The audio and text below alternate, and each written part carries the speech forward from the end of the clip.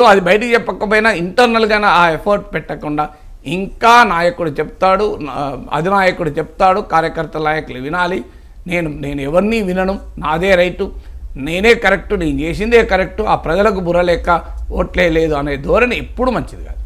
Right sir. పార్టీలు వేరైనా గురు శిష్యులు తెలుగు రాష్ట్రాలకు ముఖ్యమంత్రులుగా ఉన్నారు సార్. రేవంత్ రెడ్డి చెప్తూ ఉన్నారు, అభివృద్ధి విషయంలో చంద్రబాబు నాయుడుతో పోటీ పడతాను, పోటీ పడే మంచి అవకాశం వచ్చింది అని చెప్పి. ఏ రంగాల్లో పోటీ పడాలి, ఎలా పోటీ పడాలి? అంటే గురు శిష్యులని మీరు అంటున్నారు. రేవంత్ రెడ్డి చాలా సీరియస్గా దీన్ని ఖండించాడు. నేను సహచరుణ్ణే తప్ప అనుచరుణ్ణి కాదు, శిష్యుణ్ణి కాదు అని. అందువల్ల రాజకీయాల్లో సహచరులే ఉంటారు తప్ప గురు శిష్యులు ఉండాల్సిన అవసరం లేదని. సో అందువల్ల గురు శిష్యులా కాదా తర్వాత సంగతి. ఇక్కడ కీలకమైంది ఏ రంగంలో పోటీ పడాలంటే ఆంధ్రప్రదేశ్ బ్యాక్గ్రౌండ్ వేరు, తెలంగాణ బ్యాక్గ్రౌండ్ వేరు.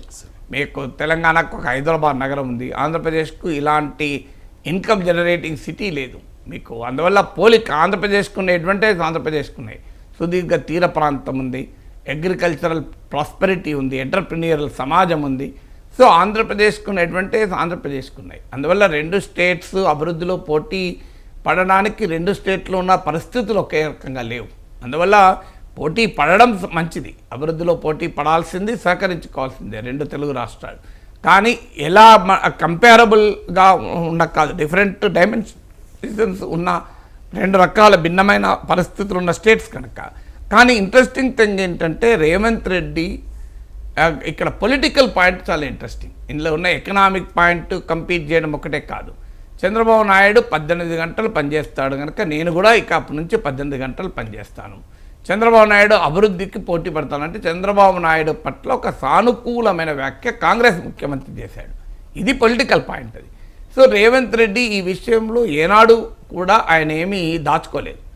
చాలామంది విమర్శలు చేసిన సమయంలో ఎన్నికలకు ముందు తెలుగుదేశం కోమటిరెడ్డి వెంకరెడ్డి లాంటి వాళ్ళు రేవంత్ రెడ్డి టీటీడీపీగా మా పార్టీని మార్చేస్తున్నారు అని విమర్శలు చేసిన సమయంలో కూడా రేవంత్ రెడ్డి ఏనాడు డిజోన్ చేసుకోలే తన పాస్ట్. అది అప్రిషియేట్ చేయాలి కదా ఎవరైనా.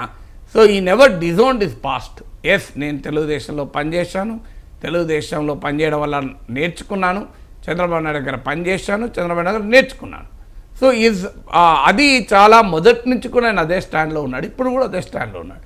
సో అందువల్ల ఆంధ్రప్రదేశ్లో కాంగ్రెస్ పార్టీ కూడా చంద్రబాబు నాయుడు మీద పోరాటం ఏం చేయడం లేదు, జగన్ పైన పోరాటం చేస్తుంది కనుక బహుశా పొలిటికల్గా కూడా ఇబ్బందికరం కాదు. ఎందుకంటే ఆంధ్రప్రదేశ్లో కాంగ్రెస్ పార్టీ కనుక చంద్రబాబు నాయుడు ప్రధాన ప్రత్యర్థిగా అయ్యుంటే ఈ వ్యాఖ్యలు కొంత ఇబ్బందిగా ఉండేవి.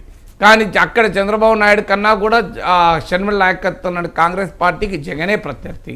అందువల్ల ఆ ప్రాబ్లం కూడా లేదు.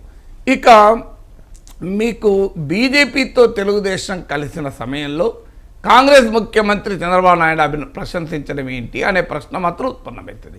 బట్ ఏదైనా రేవంత్ రెడ్డి మొదటి నుంచి కూడా చంద్రబాబు పట్ల తనకున్న సానుకూల దృక్పథాన్ని అనేక సార్లు రాజకీయ విమర్శలు వచ్చినా లెక్క చేయకుండా వాటిని వ్యక్తం చేస్తూనే ఉన్నాడు, దాన్ని సమర్థించుకుంటూ కూడా ఉన్నాడు. ఇప్పుడు మా పార్టీలో రాజశేఖర రెడ్డితో పనిచేసిన వాళ్ళు ఉన్నారు, వాళ్ళకు రాజశేఖర రెడ్డి పట్ల గౌరవము అభిమానము. నేను చంద్రబాబు నాయుడు దగ్గర పనిచేశాను, నాకు చంద్రబాబు నాయుడు పట్ల గౌరవము అభిమానము, ఇలా తప్పేముంది అని వాదిస్తూ వచ్చాడు. Right sir, thank you so much sir. చాలా అంశాలకు సంబంధించి సమగ్రంగా విశ్లేషణ అందించినందుకు. ఇది ఇవాల్టి నమస్తే నాగేశ్వర్. మళ్ళీ రేపు కలుద్దాం.